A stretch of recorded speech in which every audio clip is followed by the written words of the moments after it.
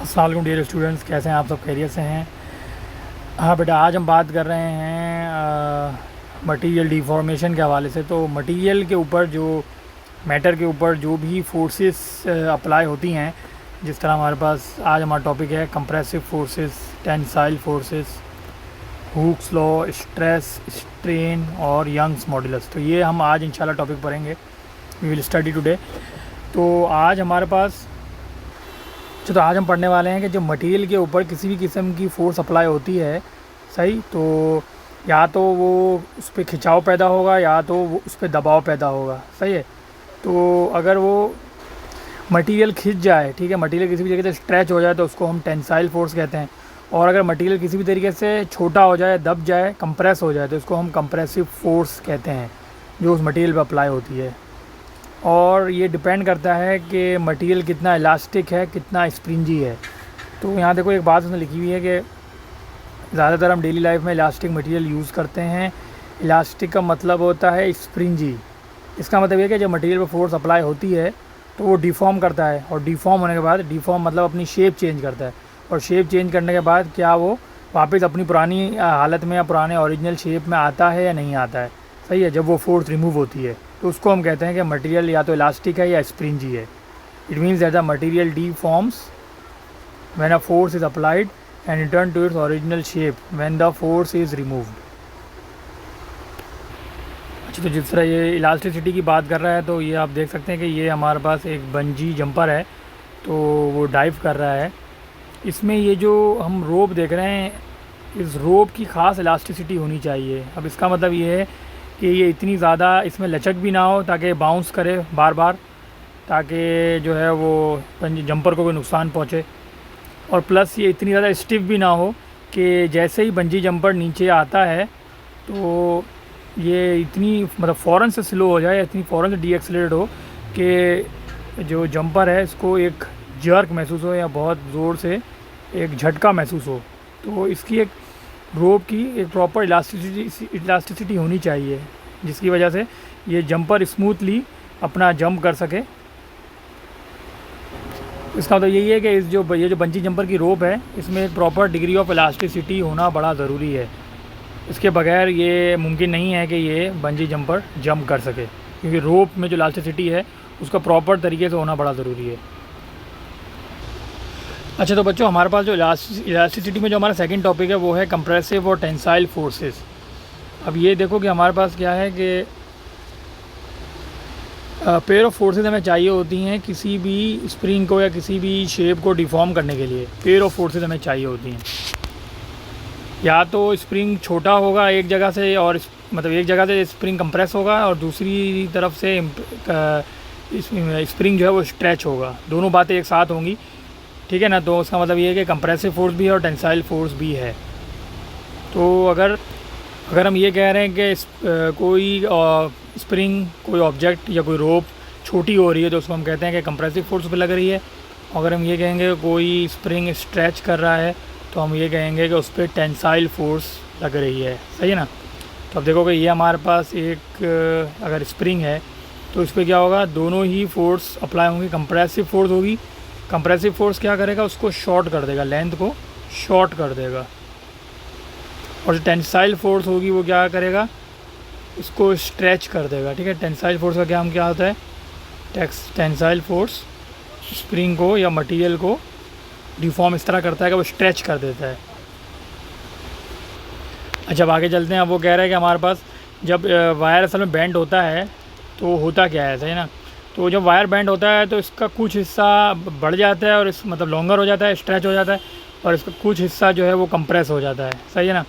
तो यही कह रहा है कि जब वायर बेंड होता है तो कुछ हिस्सा लॉन्गर हो जाता है और जो टेंशन में होते हैं वो कुछ हिस्सा शॉर्टर हो जाता है। तो यहाँ देखो एक नॉर्मल वायर इन्होंने बताया हुआ है, सही है ना।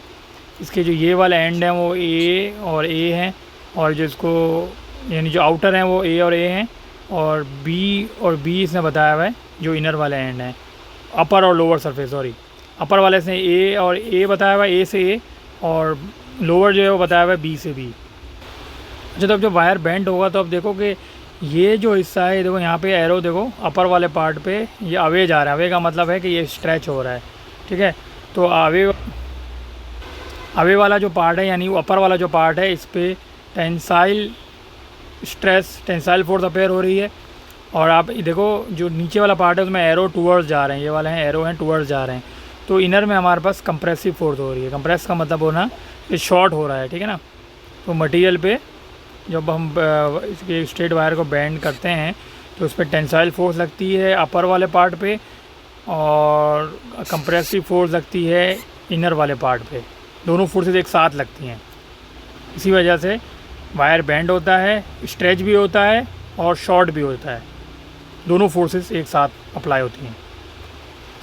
अच्छा बच्चों देखो, हमारे पास हमने पीछे पढ़ा कि कंप्रेशन फोर्सेस और टेंसाइल फोर्सेस अप्लाई होती हैं। जब ये दोनों फोर्सेस अप्लाई होती हैं तो मटेरियल एक्सटेंड करता है, सही है ना। इसकी कुछ लेंथ इंक्रीज़ होती है ओरिजिनल से, क्योंकि मटेरियल बेंड हो रहा है।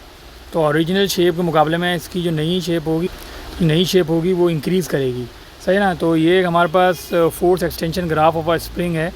तो हुक्स लॉ के हिसाब से ये इन्होंने बताया हुआ है कि हमारे पास अगर एक्सटेंशन एक्स एक्सिस पे प्लॉट करें और फोर्स हम वाई एक्सिस पे प्लॉट करें तो हमारे पास फोर्स एक्सटेंशन के ग्रेडियंट आता है, यानी कि के आता है। के होता है स्प्रिंग के इज़ बेसिकली स्प्रिंग कांस्टेंट, और के इस ग्राफ के हिसाब से क्या होगा, वाई अपॉन एक्स, यानी कि फोर्स डिवाइडेड बाय एक्सटेंशन, सही है ना। तो इसका मतलब यही है कि जितना ज़्यादा एक्सटेंशन होगा ग्रेडियंट के, जो हम जिसको हम स्टिफनेस भी कहते हैं, स्प्रिंग कांस्टेंट कहते हैं, वो कम होगा, सही ना। एक्सटेंशन इन्वर्सली प्रोपोर्शनल है स्प्रिंग कांस्टेंट के। जितना ज़्यादा एक्सटेंशन होगा स्प्रिंग का किसी मटेरियल, जितना ज़्यादा डिफॉर्म होगा और जितना ज़्यादा लेंथ में चेंज आएगा तो स्टिफनेस उतनी कम होगी। के स्प्रिंग कांस्टेंट भी कहता है और के को हम स्टिफनेस भी कहते हैं। They are we termed both of the name for K. तो यही कहना चाह रहा है कि हमारे पास जो फर्स्ट सेक्शन है, first section of the graph, ये बड़ा इंपॉर्टेंट है कि स्ट्रेट लाइन पासिस थ्रू जो ऑरिजिन। तो ये नॉर्मल जो टिपिकल स्प्रिंग होते हैं वो हुक्स लॉ को ओबे करता है। हुक्स लॉ का मतलब ये है कि जितना ज़्यादा एक्सटेंशन होगा उतना ही ज़्यादा ही फोर्स अप्लाई होगी। अगर लाइन लीनियरली वेरी करेगा, एक्सटेंशन और फोर्स लीनियरली वेरी करते हैं, साथ साथ वेरी करते हैं, तो जो हमारे पास वो स्प्रिंग ओबे करेगा लॉ, वो हुक्स लॉ ओबे करेगा।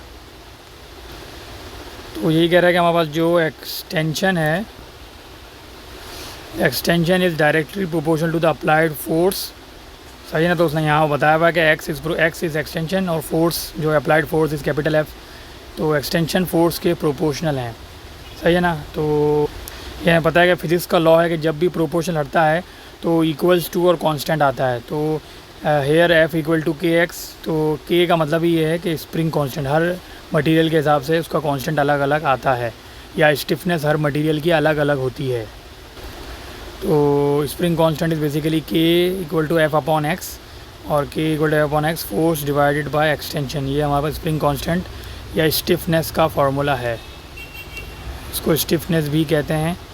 अभी हम सवाल में करेंगे कि जब आपको बहुत सारे ग्राफ्स गिवन हो तो आप बताएंगे कि स्टिफनेस कौन सा ज़्यादा मटेरियल स्टिफ है और कौन सा मटेरियल लीस्ट स्टिफ है।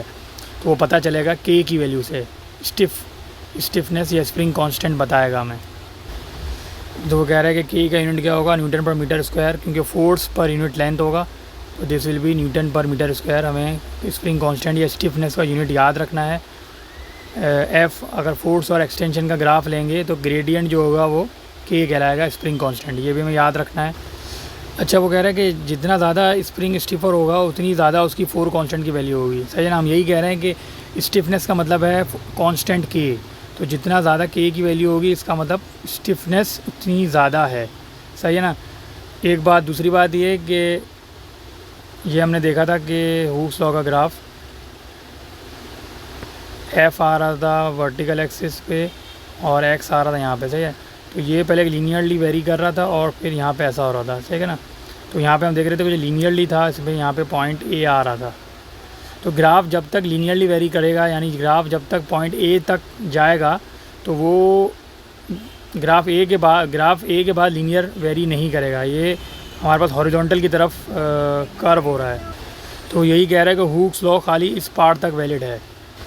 हुक्स लॉ कब तक वैलिड है, जब तक ग्राफ लीनियरली वेरी कर रहा है, यानी कि हुक्स लॉ कब तक वैलिड है? जब तक एक्सटेंशन और फोर्स लीनियरली वेरी कर रहे हैं, यानी कि पॉइंट ए तक, यानी यहाँ से लेके के यहाँ तक, पॉइंट ए के बाद हुक्स लॉ वैलिड नहीं होगा, सही है ना। तो हुक्स लॉ सिर्फ यहीं लीनियर रीजन में ही अप्लाई होता है। एक बात ये हो गई, ये भी हमें ध्यान में रखना है। इसके बाद जो है मटेरियल अपनी इलास्टिक लिमिट क्रॉस कर जाता है और वो फिर परमानेंटली डिफॉर्म हो जाता है, यानी कि इसका मतलब ये है पॉइंट ए तक तो मटेरियल वापस अपनी ओरिजिनल शेप और साइज़ में आ सकता है, पॉइंट ए के बाद वो परमानेंटली डिफॉर्म हो जाएगा, यहाँ के बाद वो परमानेंटली डिफॉर्म हो जाएगा और फिर वो अपनी असली शेप या साइज़ में नहीं आ सकता, और ये इस पोर्शन ए के बाद हुक्स लॉ वैलिड नहीं होगा। तो ये कह रहा है कि जो हमारे पास आखिरी पॉइंट ए है जहाँ पे हुक्स लॉ वैलिड कर रहा है, उसको हम कहते हैं कि लिमिट ऑफ प्रोपोर्शनैलिटी है। इसके बाद अगर कोई एक्सटेंशन होती है तो वो प्रोपोर्शन नहीं होगी फोर्स के, सही ना, क्योंकि ग्राफ फिर हॉरिजॉन्टल हो रहा है, यहाँ पे ग्राफ हॉरिजॉन्टल की तरफ कर्व हो रहा है, सही ना। चलो एक बात ये भी कह रहा है कि हमारे पास अगर आप छोटी छोटी फोर्स अप्लाई करते हैं, यहाँ तक फोर्स अप्लाई करोगे पॉइंट ए तक हमारे पास स्टोरी हो, इसका मतलब कि हुक्स लॉ वैलिड हो, तो इसको हम कहते हैं मतलब कि जो ऑब्जेक्ट है, जो स्प्रिंग है, वो अपनी फोर्स अगर रिलीज़ करें, फोर्स हम हटा दें तो वो अपने ओरिजिनल लेंथ में आ जाए, तो इसको हम कहते हैं इलास्टिक डिफॉर्मेशन, सही है ना। यानी जो ये वाला पार्ट है इसको हम कहते हैं इलास्टिक डिफॉर्मेशन। एक बात ये हो गई। अच्छा, पॉइंट ए के बाद जो हमारे पास एक्सटेंशन फोर्स के प्रोपोर्शन नहीं है, इसका मतलब ये है कि जब हम बहुत ज़्यादा अगर लार्ज फोर्स अप्लाई कर रहे हैं, अगर हम बहुत ज़्यादा लार्ज फोर्स अप्लाई कर रहे हैं और स्प्रिंग जो है वो अपनी असली हालत में रिटर्न नहीं हो रहा, तो इसको हम कहते हैं कि वो अब फिर उसी शेप में बाकी रह जाएगा, डिफॉर्म होने के बाद वो परमानेंटली डिफॉर्म हो जाएगा, यानी वो पुरानी वाली शेप में नहीं आएगा, तो इसको हम कहते हैं प्लास्टिक डिफॉर्मेशन। यानी ये वाला जो पार्ट है इसको हम कहते हैं प्लास्टिक, पी का मतलब प्लास्टिक डिफॉर्मेशन, सही ना। P means plastic deformation point A के बाद, यानी लिमिट ऑफ प्रोपोर्शनलिटी के बाद प्लास्टिक डिफॉर्मेशन और लिमिट ऑफ प्रोपोर्शनलिटी से पहले इलास्टिक डिफॉर्मेशन। अच्छा, पॉइंट ए के बाद ज़ाहिर बात है फोर्स बढ़ जाएगी, उसकी वजह ये है ना कि वो प्लास्टिक डिफॉर्मेशन है और अपनी स्प्रिंग अपनी असली हालत में नहीं आ रहा वापस, तो वो फोर्स जो पॉइंट ए के बाद लगेगी जिसके ऊपर स्प्रिंग परमानेंटली डिफॉर्म हो जाएगा, उसको हम इलास्टिक लिमिट कहते हैं।